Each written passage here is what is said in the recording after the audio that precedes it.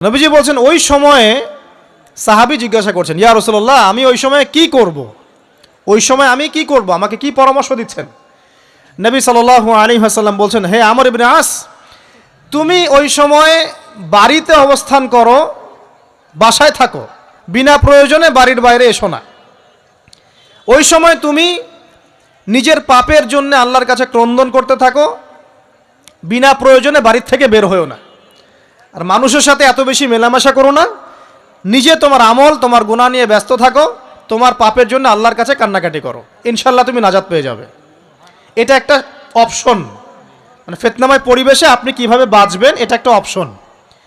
আর একটা হাদিসে গিয়ে নবী সাল্লাল্লাহু আলাইহি ওয়াসাল্লাম বলছেন যে যখন এমন ফিতনাময় পরিবেশ আসবে তখন যদি তোমরা এই আমর বিল মারুফ নাহি আনিল মুনকার, সৎ কাজের আদেশ অসৎ কাজের নিষেধ, আমার সুন্নতের উপর অটল থাকতে পারো, তাহলে তোমরা 50 জন শহীদের নেকি পাবে। সাহাবায়ে কেরাম বলছেন, ইয়া রাসূলুল্লাহ, আমিনহুম আও মিন্না, তাদের মধ্যে 50 জন নাকি আমাদের মধ্যে 50 জন শহীদ? নবী করিম সাল্লাল্লাহু আলাইহি ওয়াসাল্লাম বলছেন, বাল মিনকুম, বরং তোমাদের মধ্যে 50 জন শহীদ। এটা অপশন নাম্বার 2। এক কি বললাম, আপনি নিজেকে নিয়ে ব্যস্ত থাকেন, বাসায় থাকেন, বিনা প্রয়োজনে বাড়ির থেকে বের হবেন না, মানুষের সাথে কম মেলামেশা করেন এবং নিজের পাপের জন্যে আল্লাহর কাছে কান্নাকাটি করেন, নিজের আমল নামা নিয়ে ব্যস্ত থাকেন, ইনশাআল্লাহ নাজাত পাবেন। 2 নাম্বার, যদি আপনার কাছে আরও বেশি যোগ্যতা থাকে এবং আপনি আরও বেশি সাহসী হন এবং আপনি উম্মার দেশের জনগণের কল্যাণ কামনা করেন, তাহলে অন্যদেরকেও এই ফিতনাময় পরিবেশে টিকে থাকার ফর্মুলা বলে দেন। এখানে সবর করেন, আমর বিল মারুফ নাহি আনিল মুনকারের কাজ করেন, আল্লাহ পাক আপনাকে ইনশাআল্লাহ 50 জন শহীদ সাহাবীর নেকি দিবেন ইনশাআল্লাহ। আরও অপশন আছে। কি অপশন?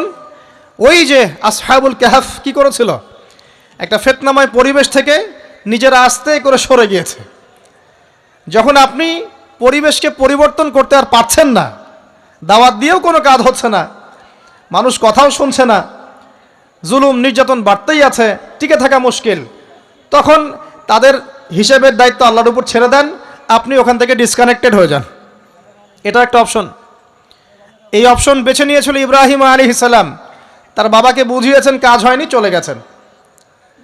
এই অপশন বেছে নিয়েছিল আসহাবুল কাহফ, সবাইকে বোঝাচ্ছে কাজ হচ্ছে না, তার রাস্তায় করে চলে গিয়ে গুহার মধ্যে রাত কাটানো শুরু করেছে।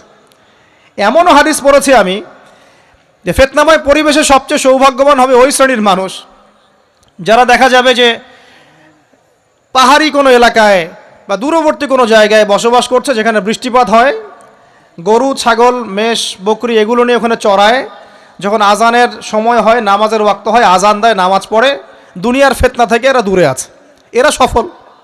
এমনও হাদিস আছে।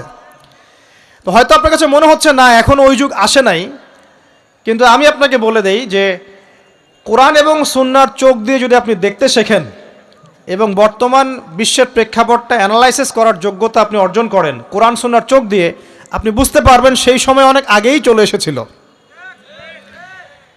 এখন ফিতনা এবং ফাসাদময় এই পরিবেশে আমরা কি করতে পারি, ছোট স্কেলে, বড় স্কেলে না, ছোট স্কেলে। আমি আজকে বড় বিষয় নিয়ে কথা বলতে আসি নাই, কারণ আমি চিন্তা করলাম যে আসলে প্রথমে যদি ব্যক্তিকেন্দ্রিক বিষয়টা ঠিক না হয়,